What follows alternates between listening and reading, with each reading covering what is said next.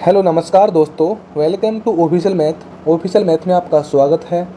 हमारा टॉपिक चल रहा था प्रतिशत, और प्रतिशत से संबंधित हमारे जितने भी क्वेश्चन थे टाइप नंबर 1 के, टाइप नंबर 2, टाइप नंबर 3 हमने कंप्लीट कर ली गई है। आज है हमारी टाइप नंबर 4, और टाइप नंबर 4 के हमारे जो रामनिवास माधुर्य के बुक के महत्वपूर्ण क्वेश्चन और सभी क्वेश्चन होंगे इस वीडियो के माध्यम से हम हल करेंगे। तो आज का हमारा पहला क्वेश्चन है, रमा के व्यय तथा बचत में 5:3 का अनुपात है। यदि उसकी आय में 12% तथा व्यय में 15% की वृद्धि हो जाए तो उसकी बचत में कितने प्रतिशत की वृद्धि होगी। यानी कि ये हमारे क्वेश्चन है जो आय, खर्च और बचत पे आधारित क्वेश्चन है। इस पे आय, खर्च और बचत, यानी कि यहाँ पे लिख दिया मैंने आय, यहाँ पे लिख दिया खर्च और यहाँ पे लिख दिया मैंने बचत।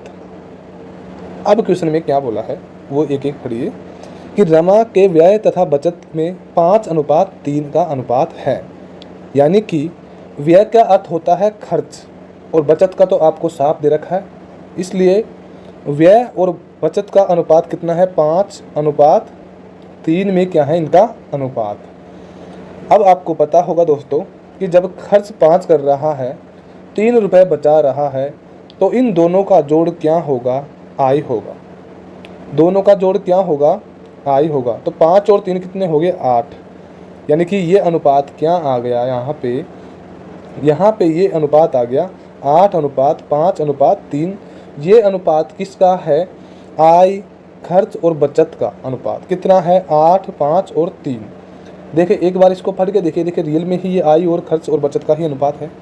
यानी कि यदि 8 रुपये आय है, अभी अनुपात में नहीं, अभी ओनली आपको वैसे ही पढ़ना है कि 8 रुपये यदि आय है, 5 रुपये खर्च कर रहा है, तो बचा कितना रहा है, 3 रुपये। तो बिल्कुल बात तो बिल्कुल सही हो गई, इसकी बात तो बिल्कुल सही होगी। इसलिए अब आगे क्वेश्चन में जो भी बोला है उसको हम पढ़ेंगे। बट यहाँ पे अनुपात में मान नहीं करके हमको यहाँ पे संख्या में मान रखना है, और यदि संख्या में मान रखना है तो तीनों संख्याओं को हम क्या रखेंगे, बराबर मान रखेंगे। तो यहाँ से हमने अनुपात हटा दिया और यहाँ पे 0 लगा दिया, यहाँ पे भी 0 और यहाँ पे भी क्या लगा दिया, 0। यानी कि 80 रुपये कमाता है, 30 रुपये खर्च करता है, तो 50 रुपये खर्च करता है, तो बचत कितने की करता है, 30 रुपये की। अब क्वेश्चन में जैसे बोला है वैसे हल कीजिए। यहाँ तक क्वेश्चन का सोल्यूशन अभी तक हो गया। आगे क्वेश्चन में बोला है यदि उसकी आय में 12% की क्या वृद्धि। पहले आय में 12% की वृद्धि करते हैं, उसके बाद में व्यय में भी वृद्धि करते हैं। अब यहाँ पे आय दे रखी है 80, और 80 में कितने की वृद्धि करनी है, 12 की। तो 12 के साथ में यदि प्रतिशत लग रहा है तो बटे में रखूँगा तो कितना रखूँगा, 100। ये 0 से 0 कैंसिल होगी, 12 8 कितना हो गया, 96, और 96 के बटा में क्या है, 10, यानी कि 9.6। यानी कि आय में कितने की वृद्धि होगी, ओनली 9.6 की। कितने की वृद्धि होगी, 9.6 की। यानी कि आय यदि पहले 80 थी तो अब 9.6 जुड़ के कितनी हो गई, 89.6 क्या हो गई, आय हो गई। आय कितनी हो गई, 89.6। आगे क्वेश्चन में क्या बोला है, व्यय में 15% की वृद्धि। यानी कि आय में तो 12% की वृद्धि कर दी, व्यय का मतलब खर्च होता है, और खर्च में कितने प्रतिशत की वृद्धि कर रहा है, 15%, यानी कि 15/100 कर दिया। यहाँ पे 0 से 0 कैंसिल, 5 का भाग 10 में दिया, 2 बार कट गया, और 15 में भाग 2 का दिया तो कितना आ गया, 7.5, यानी कि 7.5 यहाँ पे क्या आ गया, मान। यानी कि उसके खर्च में कितने की वृद्धि कर रहा है, 7.5 की। जब खर्च पहले 50 मिल रहा था तो 7.5 को और जोड़ दिया तो कितना मिल गया, 57.5, यानी कि ये इसका क्या हो गया, खर्च हो गया। अब मान क्या निकालना है, यानी कि पहली कंडीशन में जब 80 रुपये आई थी, 50 रुपये खर्च था, तो बचत कितने की हो रही थी, 30 की। बट यहाँ पे टाइप चेंज हो गया आगे नीचे कि अब तो 89.6 रुपये तो आई है, 57.5 रुपये क्या हो गए, इसके खर्च हो गए। तो यहाँ पे जो भी बचत आएगी दोनों का क्या होगा, अंतर। दोनों का अंतर ही क्या होगा, इनकी बचत। तो यहाँ पे अंतर निकालने पे कितना प्राप्त हुआ, जब 89.6 में 57.5 का माइनस किया तो यहाँ पे कितना आ गया, 32.1।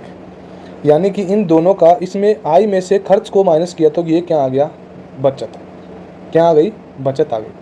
अब पहले यदि बचत 30 थी, अब कितनी हो गई, 32.1। अब क्वेश्चन में क्या पूछा है वो देखिए। तो उसके बचत में कितने प्रतिशत की क्या हो गई वृद्धि। अब बचत में वृद्धि के लिए बोला है, तो बचत यदि पहले 30 थी तो अब कितनी होगी 32.2, यानी कि अब बचत कितनी बढ़ गई 2.1 बढ़ गई। किस पे बढ़ी 30 पे बढ़ी, यानी कि शुरुआत की बचत 30 है उस पर तो बढ़ेगी, 30 पे बढ़ी। और पूछा किस में है प्रतिशत में, तो गुणा किससे करूँगा 100 से करूँगा। यहाँ पे मैंने इस मान को यहाँ से उठा के मेरे को यहाँ पे रख दिया, तो थोड़ा सा क्वेश्चन में हल्का रहेगा कि 2.1 की वृद्धि हुई किस पे हुई 30 पे, गुणा किससे करूँगा 100 से कर दूँगा। यहाँ पे गुणा किससे कर दिया मैंने 100 से कर दिया। अब आगे क्या पूछा है क्वेश्चन में, बचत के बारे में पूछा है, तो इसको हल ही करना है और कुछ नहीं। ये जीरो से ये जीरो कैंसिल हो गया, यहाँ पे ये पॉइंट है तो पॉइंट की जगह यहाँ पे नीचे जीरो लगाएंगे, तो उस जीरो से तो ये जीरो कैंसिल हो जाएगा। ऊपर बचेगा 21 और नीचे बचेगा कितना 3, और 3 7 कितने होते हैं 21, यानी कि 7% की क्या आ गई वृद्धि, यानी कि बचत में कितने की वृद्धि हो गई 7% की। तो हमारे क्वेश्चन का सही आंसर कितना आ गया 7%। नेक्स्ट क्वेश्चन है हमारा 30% एल्कोहल सान्द्रता वाले मिश्रण को 50% एल्कोहल का सान्द्रता वाले मिश्रण में किस अनुपात में मिलाया जाए ताकि एल्कोहल 45% सान्द्रता वाला मिश्रण प्राप्त हो। यानी कि ये क्वेश्चन टाइप है मिश्रण के, यानी कि टाइप नंबर 4 है, उसमें मिश्रण के क्वेश्चन भी है, काफ़ी मिक्स क्वेश्चन है, इसलिए ये क्वेश्चन किसका है थोड़ा मिश्रण का है। क्वेश्चन में बोला है कि 30% क्या है एल्कोहल वाले मिश्रण में 50% एल्कोहल वाले सान्द्रता वाले मिश्रण में, यानी कि ये 50% वाला मिश्रण है और इसको मिला किस में रहा है 45% वाले मिश्रण से। तो प्रतिशत से तो प्रतिशत तीनों प्रतिशत कैंसिल हो गया, क्योंकि तीनों में समान क्या है प्रतिशत लग रहे हैं। तो यहाँ से तीनों के मान से प्रतिशत तो निकाल दिया यहाँ से।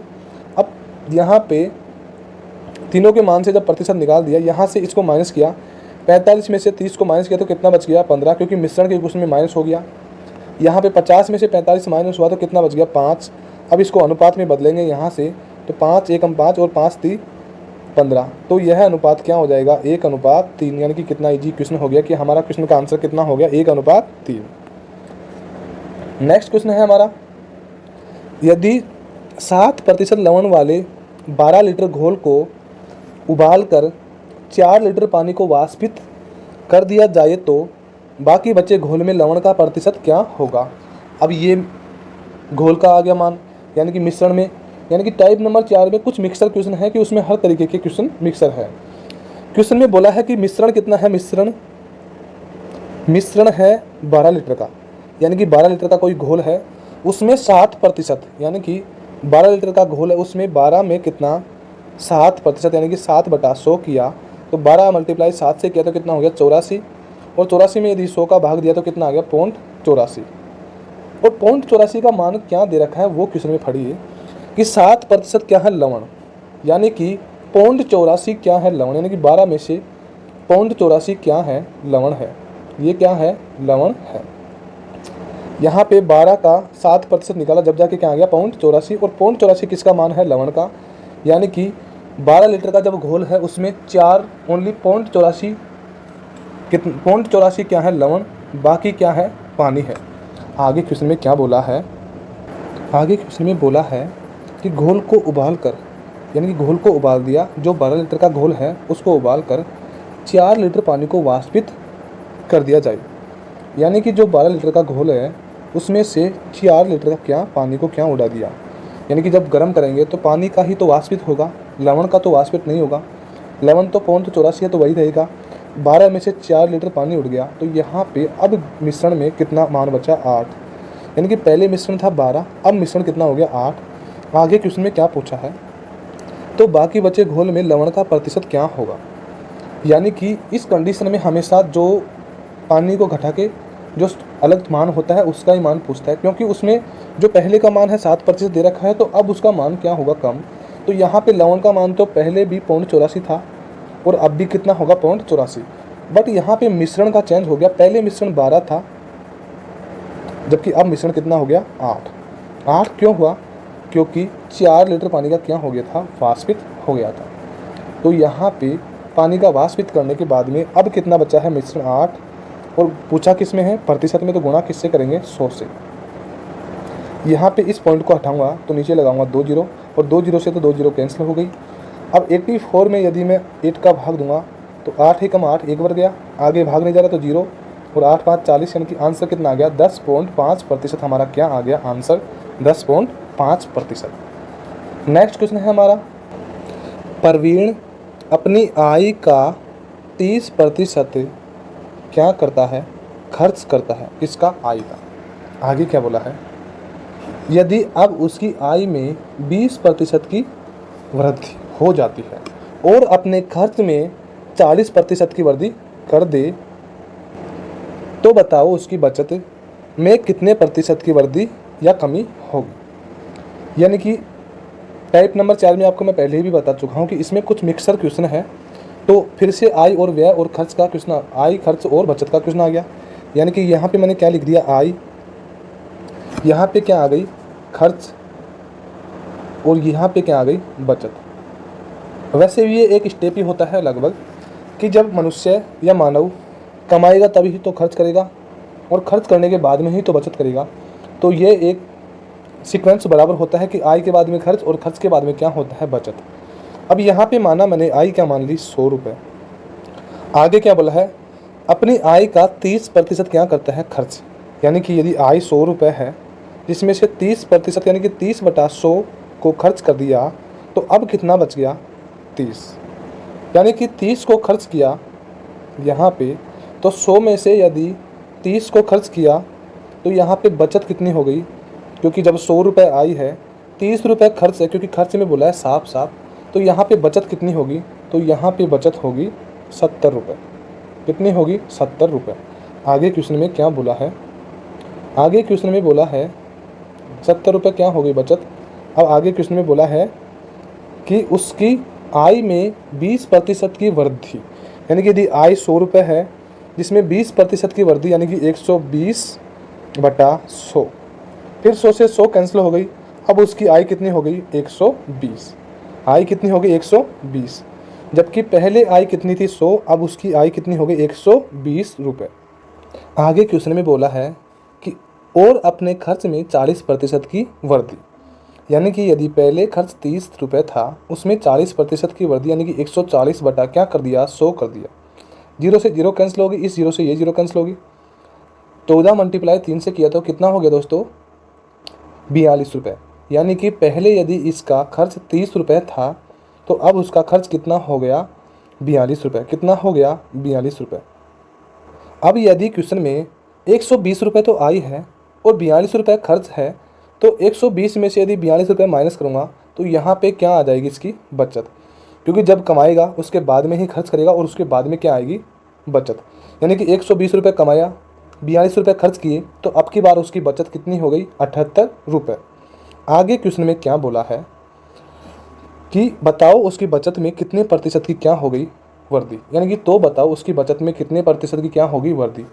यानी कि पहले उसकी बचत यदि 70 रुपये थी तो अब उसकी बचत कितनी हो रही है, 78 रुपये। यानी कि उसकी बचत में कितने की वृद्धि हुई थी, 8 रुपये की। कितने की वृद्धि हुई, 8 की। और 8 की वृद्धि हुई वो किस पे हुई थी, 70 रुपये पे। किस पे हुई, 70 पे। और मल्टीप्लाई किससे करूँगा, 100 से। 0 से 0 कैंसिल हो गई, ये कितना हो गया, 80। और 80 में 7 का भाग दूंगा तो 7 एकम 7, 0। फिर आगे है 10, 7 एकम 7। अब बच गया 3 यहाँ पे, और 3 के नीचे में कितना बच गया, 7। और 7 के साथ में क्या लग रहा है, प्रतिशत। यानी कि कितना आ गया आंसर, 11। सही, 3/7% हमारा क्या आ गया इसका क्वेश्चन का आंसर। नेक्स्ट क्वेश्चन है हमारा, एक फर्नीचर विक्रेता ने अधिक आय की आशा में फर्नीचर के मूल्य में 20% की क्या कर दी, वृद्धि कर दी, जिससे उसकी विक्रय में 30% की क्या हो गई, कमी हो गई। तो बताओ उसकी आय में कितने प्रतिशत की कमी हो गई। आय में कमी के लिए बोला है कि आय में कितने प्रतिशत की कमी हो गई। शुरुआत करते हैं कि एक फर्नीचर विक्रेता ने अपनी आय की आशा में फर्नीचर के मूल्य में 20% की क्या कर दी, वृद्धि। यानी कि उसकी आय यदि 100 रुपये रही होगी तो 100 रुपये की आय में 20% की वृद्धि यानी कि 120/100 कर दिया तो कितना हो गया, 120। यानी कि यहाँ पे उसकी आय कितनी आ गई, 120। यहाँ पे उसकी क्या आ गई, आय आ गई। आय यदि 120 आ गई यहाँ पे, पहले यदि 100 रुपये आई थी जिसमें 20% की वृद्धि कर दी, अब उसकी आय कितनी होगी, 120। तो उस कंडीशन में उसके बिक्रे में कितने की कमी आ गई, 30% की। यानी कि 30% की कमी आ गई तो कितने की कमी आई, 70 की। 30 की कमी के बाद में कितना बचा, 70। और 70 के साथ में प्रतिशत लग रहा है, बटे में क्या रखूँगा 100, 0 से 0 कैंसिल हो गया और इस 0 से ये 0 कैंसिल हो गया और 12 मल्टीप्लाई 7 से करूँगा तो 12 7 कितने हो गए 84। यानी कि पहले यदि उसकी आय 100 थी, अब वो कितनी है 84, तो कितने का घाटा हुआ उसको 16 का, 16% की क्या हो गई कमी हो गई। तो हमारे क्वेश्चन में आंसर कितना आ गया 16%। नेक्स्ट क्वेश्चन है हमारा कि किसी व्यक्ति की मासिक आय 13,500 रुपये थी तथा उसका व्यय 9,000 रुपये था। अगले वर्ष उसकी आय 14% बढ़ गई तथा उसका व्यय 7% बढ़ गया, तो उसकी बचत में कितने प्रतिशत की वृद्धि हुई। यानी कि इस क्वेश्चन में आपको आय और व्यय यानी कि खर्च दे रखा है, तो यहाँ पे ये तो हो गई आय, ये हो गया खर्च और यहाँ पे क्या आ गई दोस्तों बचत आ गई। क्या आ गई बचत। यानी कि 13,500 रुपये यदि कमाता है तो 9,000 रुपये क्या करता है खर्च करता है, क्योंकि ये साफ साफ क्वेश्चन में बोला है कि आय यदि 13,500 है तो खर्च कितना कर रहा है 9,000 रुपये। और जब 13,500 रुपये में 9,000 रुपये खर्च करता है तो 4,500 रुपये क्या हो गई उसकी बचत हो गई, क्योंकि इसको माइनस किया 13,500 में से 9,000, आय में से यदि खर्च का माइनस किया तो क्या आ गई बचत आ गई। तो यहाँ पे बचत कितनी हो गई 4,500 रुपये। आगे क्वेश्चन में क्या बोला है कि अगले वर्ष उसकी आय में 14% बढ़ गई, यानी कि उसकी आय 13,500 थी जिसमें कितने प्रतिशत की वृद्धि की है 14%, यानी 14/100 कर दिया। अब इसका मान निकालेंगे तो 14 से 2 जीरो से 2 जीरो कट गई, यहाँ पे कितना आ गया 0, यानी कि 14 5 70 आंसर लगी 7। फिर आगे यहाँ पे यानी कि इनका मल्टीप्लाई करने से हमको प्राप्त हो रहा है यहाँ पे, यानी कि इनका कैलकुलेशन करने से हमको यहाँ पे प्राप्त हो रहा है कि 0 7 हासिल बच गई, 42 और 4 49 4 हासिल बच गई और यहाँ पे कितना हो गया 1,890। यानी कि इनका कैलकुलेशन करने पे 13,000 का 14% निकाला तो यहाँ पे कितना आ गया 1,890। और 1,890 की क्या कर रहा है बढ़ा रहा है या कमी कर रहा है, तो क्या कर रहा है वृद्धि कर रहा है। तो इसमें कितना जोड़ दूंगा 1,890। अब आय कितनी होगी 0,9,3,5,1, यानी कि पहले यदि आय 13,500 थी तो अब कितनी होगी 15,390। यानी कि जब 14% आय बढ़ी तो अब कितनी होगी 15,390 क्या होगी आय, यानी कि कितनी होगी 15,390 क्या होगी 15,390 आय होगी। आगे क्वेश्चन में क्या बोला है कि उसका व्यय में 7% बढ़ाया जाए, यानी कि यदि 9,000 रुपये उसका व्यय है, उसका 7/100 निकाला तो कितना आ गया 630। यानी कि 9,000 में यदि 630 और जोड़ दिया तो 7% मान बढ़ गया, क्योंकि क्वेश्चन में बढ़े हुए मान के लिए बोला है कि जब उसका व्यय में 7% बढ़ा दिया, पहले 9,000 था 7% बढ़ा दिया तो अब कितना हो गया 9,630। इस कंडीशन में यहाँ पे आय में से यानी कि 15,300 आय है, जिसमें से खर्च को माइनस करूँगा तो यहाँ पे क्या आएगा बचत, और जब इनको माइनस किया तो यहाँ पे 0 आ गया। आगे क्या है 9 में से 3 माइनस हुआ तो कितना बच गया 6, आगे क्या बच रहा है 3, और 13 में से 6 बच गया तो कितना बच गया 7, आगे कितना है 14 और 14 19 हो गया तो कितना बच गया 5, यानी कि 5760 रुपये बच गए उसकी क्या बचत। अब क्वेश्चन को ओनली इजी है, ओनली क्वेश्चन में कैलकुलेशन थी, बाकी क्वेश्चन तो इजी है। तो कैलकुलेशन तो अपने स्वयं से करनी है, प्रैक्टिस करो कैलकुलेशन की, इससे आपकी कैलकुलेशन हो जाएगी बहुत अच्छी। यानी कि 15,390 रुपये एक वर्ष के बाद में आई थी, उसके बाद में खर्च कितना था 9,630, तो अब बचत कितनी होगी 5,760। यहाँ पे ये आय खर्च और बचत का मान आ गया। अब क्वेश्चन में क्या बोला है तो उसकी बचत में यानी कि बचत की ही बात करता है हमेशा कि बचत में कितने प्रतिशत की क्या हो वृद्धि। यानी कि यदि 4,500 पहले बचत थी अब कितनी मिल रही है 5700, यानी कि कितना अधिक मिल रही है। यहाँ पे माइनस किया तो 0, यहाँ पे 6, यहाँ पे 2 और यहाँ पे 1, यानी कि 1,260 रुपये अधिक मिल रहा है क्या बचत में। पहले 4,500 मिल रहा है तो अब 5760 मिल रहा है, और ये 1,260 रुपये जो बचत मिल रही है वो किस पे मिल रही है 4,500 रुपये पे मिल रही है। किस पे 4,500 पे, और पूछा किस में है प्रतिशत में, तो गुणा किससे करेंगे 100 से। ये 2 जीरो से 2 जीरो कैंसिल हो गई। अब इसको 5 से काटा तो 5 ना 45 9 बार गया, और इसको 5 से काटा तो 5 2 10 2 बच गया, 5 5 25 और 5 2 10, यहाँ पे कितना आ गया 252। अब इसको काटा तो यहाँ पे हो गया 9 2 18 आगे कितना बच रहा है 7 और 9 8 72, यानी कि कितने प्रतिशत 28% की क्या हो गई वृद्धि हो गई। कितने प्रतिशत की 28% की, यानी कि पहले उसकी बचत में यदि आय में 14% बढ़ाया और खर्च में यदि 7% वृद्धि की तो उसकी बचत में कितने प्रतिशत की वृद्धि हो गई 28% की। हमारा नेक्स्ट क्वेश्चन है कि एक व्यक्ति अपनी मासिक आय का 20% बचाता है, यानी कि यहाँ पे आय और खर्च और बचत कर रख दी। क्वेश्चन में क्या बोला है कि एक व्यक्ति अपनी आय का 20% बचाता है, यानी कि 100 रुपये यदि आय है, 20 रुपये बचाता है, तो आपको भी पता है दोस्तों जब 100 रुपये आय है और 20 रुपये बचत है तो 80 रुपये तो खर्च करता होगा, ये तो कन्फर्म है। और दोस्तों आपको इस चीज़ में तो समस्या होनी भी नहीं चाहिए कि जब आय यदि 100 थी और बचत यदि 20 है तो जो खर्च करेगा वो 80 रुपये ही करेगा, क्योंकि 80 रुपये खर्च किया 20 रुपये बचाया तो कितना कमाया 100 रुपये। तो यहाँ पे मान कितना आ गया खर्च का 80 रुपये। आगे क्वेश्चन में क्या बोला है, यदि महंगाई के कारण उसका व्यय 20% बढ़ जाता है, यानी कि महंगाई होने के कारण उसके व्यय कितना बढ़ गया 20% बढ़ गया, यानी कि पहले यदि उसका खर्च 80 रुपये था, क्योंकि व्यय का अर्थ क्या होता है दोस्तों खर्च होता है। यदि पहले उसका खर्च 80 रुपये था जिसमें कितने की वृद्धि हो गई 20 की, यानी कि 120 कर दी। दोस्तों यहाँ पे 120 यानी कि दो कंडीशन है, 80 का 20/100 और यहाँ पे 80 का 120/100। इस जगह आपको डिफरेंट नहीं लगना चाहिए, 0 से 0 कट गया और 0 से 0, यहाँ पे 12 8 कितना हो गया 96, और यहाँ पे 0 से 0 कटा और यहाँ पे 0 से 0 8 2 16, यानी कि क्वेश्चन में यहाँ पे यह है 16 और यहाँ पे 96, दोनों का मान समान कैसे है कि क्वेश्चन में बोला है कि 20% बढ़ाया जाए, तो 20% यानी कि ओनली 20 की वृद्धि की है तो कितना बढ़ गया 16, और 80 में 16 बढ़ाऊंगा तो कितना आएगा 96, और यहाँ पे डायरेक्ट बढ़ा के कितना हो गया 96, यानी कि 100 था 120 हो गया तो कितना हो गया 96। तो इस जगह आपको समस्या नहीं रहनी चाहिए। तो उसके खर्च में कितने की वृद्धि हो गई 96 की, यानी 16 की वृद्धि होगी, यानी कि पहले यदि 80 मिल रहा था खर्च तो अब कितना मिल रहा है 96।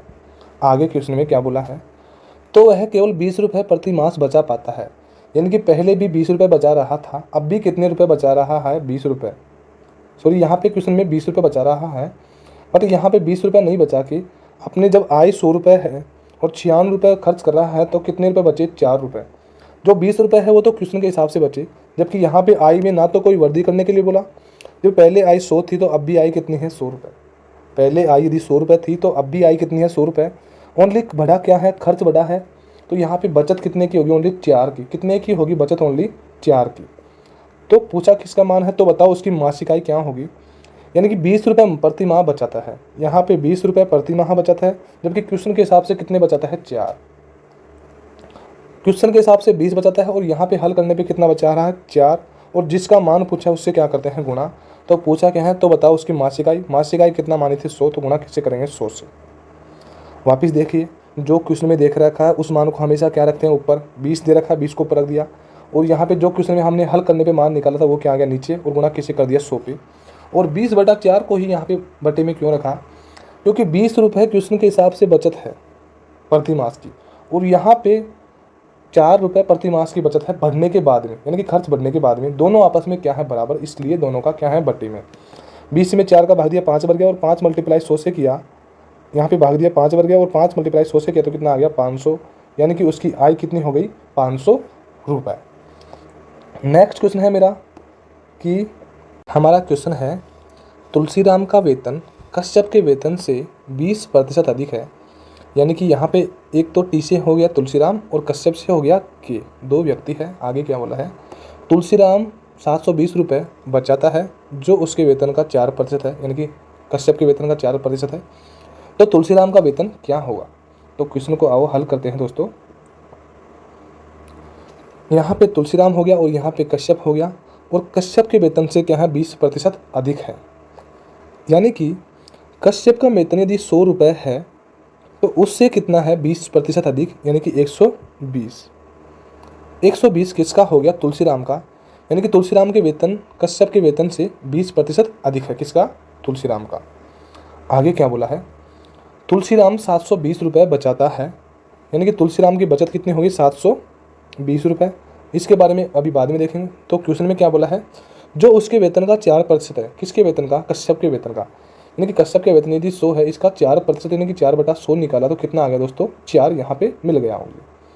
बट आपको ये इश्यू रहेगा यहाँ पे कि इसको 4% यानी कि 100 का 4% कश्यप के लिए थोड़ी बोला है, यानी कि उसके यहाँ पे के लिख रखा है कि उसके, तो इसमें उसके का मतलब ये है कि जो, यानी कि यहाँ पे क्या आ गया जो, और इसका मतलब उसके वेतन का यानी कि कश्यप का वेतन ही हो गया।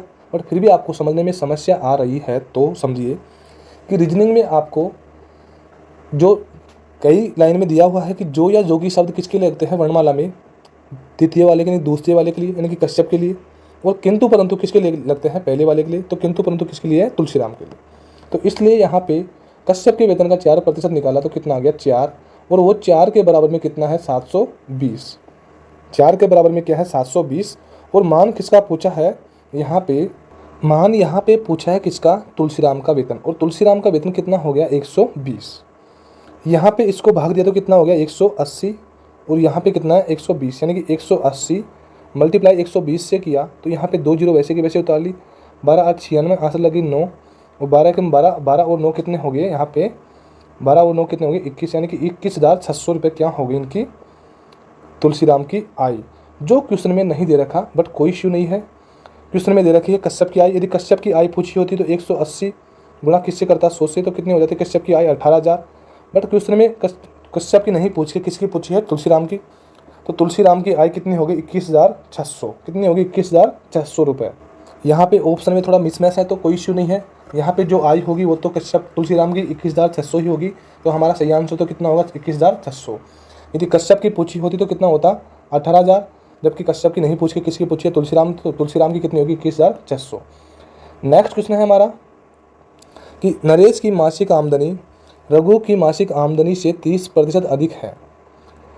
आगे बोला है रघु की मासिक आमदनी विशाल की मासिक आमदनी से 20% क्या है कम है। यदि नरेश और विशाल की मासिक आमदनी का अंतर 800 रुपये हो तो रघु की मासिक आमदनी कितनी है। यानी कि यहाँ पे कितने व्यक्तियों की बात की है, 3 व्यक्तियों की। कौन कौन है यहाँ पे, नरेश और है, रघु है और है विशाल है, यानी कि यहाँ पे 3 व्यक्तियों की बात कही गई है। अब दोस्तों आपको यहाँ पे क्वेश्चन में यदि आपको 3 लाइन दिख रही है तो आपको थोड़ा बड़ा लग रहा है, पर इतना इजी क्वेश्चन है कि बहुत ही ज़्यादा इजी है। और इजी कैसे रहेगा वो देखिए आप, कि यहाँ पे कंपैरिजन का क्वेश्चन है और जहाँ से लाइन को पकड़ना है वो लाइन कहाँ पे है वो भी आपको थोड़ा ढूंढना पड़ेगा, और वो कैसे ढूंढना पड़ेगा ये देखिए। अभी 3 व्यक्ति है, नरेश, रघु और विशाल। नरेश की मासिक आमदनी रघु की मासिक आमदनी से कितनी प्रतिशत अधिक है, 30%। यानी कि इन दोनों का मान पूछा होता तो रघु की मासिक आमदनी यदि 100 थी तो उससे 30 अधिक यानी कि 130 किसकी हो जाती, नरेश की। बट क्वेश्चन में यहाँ पे आगे और भी बोला है कि रघु की मासिक आमदनी विशाल की मासिक आमदनी से 20% कम है, यानी कि विशाल की माननी पड़ेगी 100, क्योंकि कंपैरिजन किससे कर रहा है, विशाल से। और यदि जब विशाल की आमदनी 100 है और 100 से 20% कम कितना हो गया 80, क्योंकि 100 से 20% कम 80 हो गया, 80/100 क्योंकि प्रतिशत लग रहा है, 100 से 100 कट गया, तो रघु की मासिक आमदनी कितनी हो गई 80, यानी कि यहाँ पे रघु की मासिक आमदनी कितनी आ गई 80। आगे क्वेश्चन में क्या बोला है, नरेश की मासिक आमदनी रघु की मासिक आमदनी से 30% अधिक है। यानी कि यहाँ पे क्वेश्चन को थोड़ा उल्टा फड़ना है कि पहले 20% कम कर दी, अब यहाँ पे 30% अधिक किसकी है, नरेश की मासिक आमदनी किससे है, रघु की से। यानी कि रघु की मासिक आमदनी यदि 80 है जिससे 30% अधिक यानी कि 130/100 रख दिया यहाँ पे, तो 0 से 0 कैंसिल, इस 0 से ये 0 कैंसिल। 13 का मल्टीप्लाई यदि 8 से करूँगा तो यहाँ पे कितना हो गया 104 रुपये। यानी कि क्वेश्चन में अब हमको पास तीनों की आमदनी आ गई, नरेश की आ गई 104, रघु की आ गई 80 और विशाल की कितनी आ गई 100। तीनों की हमारे पास मासिक आमदनी प्राप्त हो गई। आपको क्वेश्चन फिर भी थोड़ा बड़ा लग रहा है, ओनली तीनों का मान निकालना है, आगे तो जो भी क्वेश्चन में बोला है वो हल करना है।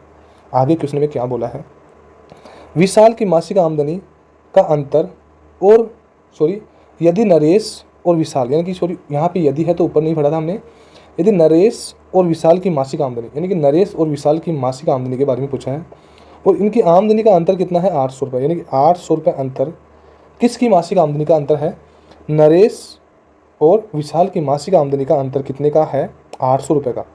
क्वेश्चन के हिसाब से 800 रुपये का अंतर है, जबकि यहाँ पे अंतर निकाला तो कितना है, ओनली 4 का अंतर है। यानी कि 800 के बराबर में 4 है। जो क्वेश्चन में दे रखा है उसको हमेशा ऊपर रखो, जो मान हमने यहाँ पे निकाला कितना 4, तो उसको नीचे रखो और जो पूछा है उसको क्या करो, गुणा करो।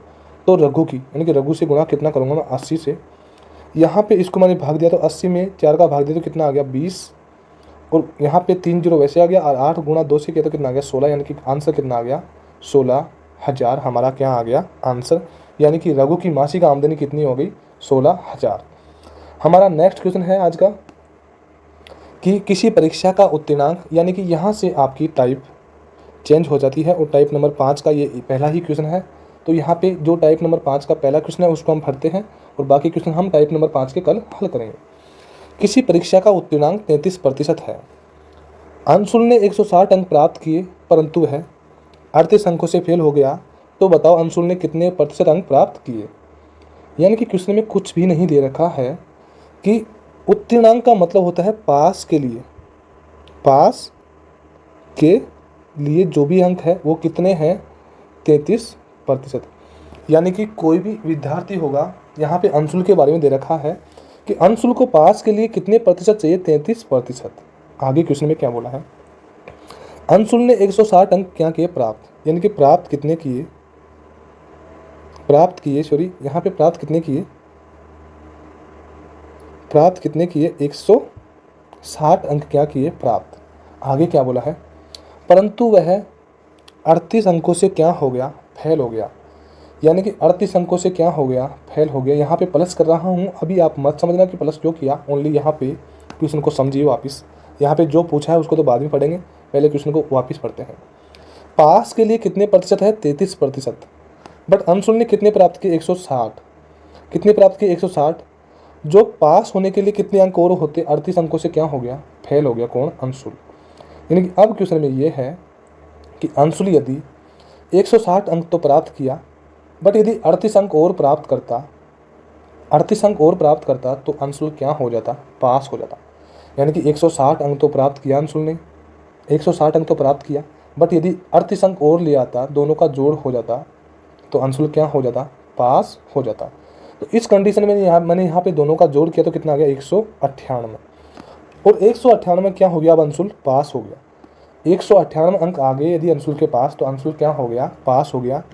जबकि यहाँ पे अंशुल पास कितने से हो रहा है, 33%। यानी कि दोनों का मान आपस में क्या है, बराबर। यानी कि 33% के बराबर में कितना है, 198। कितना है, 198। क्यों है, क्योंकि ये भी पासिंग मार्क है प्रतिशत में, और ये पासिंग अंक है किसमें, संख्या में। तो दोनों का मान बराबर है। 33% जब बराबर 198 है तो 1% बराबर कितना होगा, 6 होगा। क्योंकि 6 से गुणा 33 से करेंगे तो कितना आएगा, 198। और जब 1% बराबर 6 होगा तो 100% बराबर कितना होगा, 600। यानी कि टोटल मार्क कितना है परीक्षा का, 600। यानी कि 600 टोटल है। 600 में से आगे आप क्वेश्चन में जो भी पूछा है उसका मान देखते हैं। तो बताओ अंशुल ने कितने प्रतिशत अंक प्राप्त किए, यानी कि अंशुल ने कितने प्राप्त किए थे, 160। यही तो प्राप्त किए थे, यही अंक 160 अंक प्राप्त किए, जो किस में से किए हैं, 600 में से। यानी कि टोटल कितना है, 600। और प्रतिशत में पूछा है तो गुणा किससे कर देंगे, 100 से। ये 2 जीरो से 2 जीरो कैंसिल हो गई। यहाँ पे 160 में 6 का भाग दिया तो 6 दूनी 12, बच गया कितना, 4, और 6 6 36। अब कितना बच गया, 4, और बटे में कितना है, 6, और साथ में क्या लगा है, प्रतिशत। यानी कि हमारा आंसर कितना आ गया, 26 सही 4/6%। क्या हमारा आंसर 26 सही 4/6% सही है? नहीं दोस्तों, यहाँ पे ये आंसर 26 सही 4/3 आंसर क्या है, गलत है। और गलत क्यों है वो देखिए। 160 में यदि 6 का भाग दूंगा तो कितना आ गया, 26। तो यहाँ तक हो गया। आगे कितना शेष बच गया, 4, और बटे में कितना है, 6। अब इन दोनों का मान कट रहा है कि 2 2 4 और 2 3 6, यानी कि 2/3 से कट रहा है दोनों का मान। तो इसको 2/3 लिखूंगा, ना कि लिखूंगा 4/5, क्योंकि उससे हमारा क्वेश्चन क्या हो जाएगा, गलत। तो यहाँ पे क्या लिख दिया, 2/3, और साथ में क्या लग रहा है, प्रतिशत। यानी कि हमारे क्वेश्चन का आंसर क्या हो गया, 26 सही 2/3%। कितना आ गया, 26 सही 2/3%। आज की क्लास हमारी यहाँ तक ही है। थैंक यू दोस्तों, मिलते हैं आगे अगली क्लास में।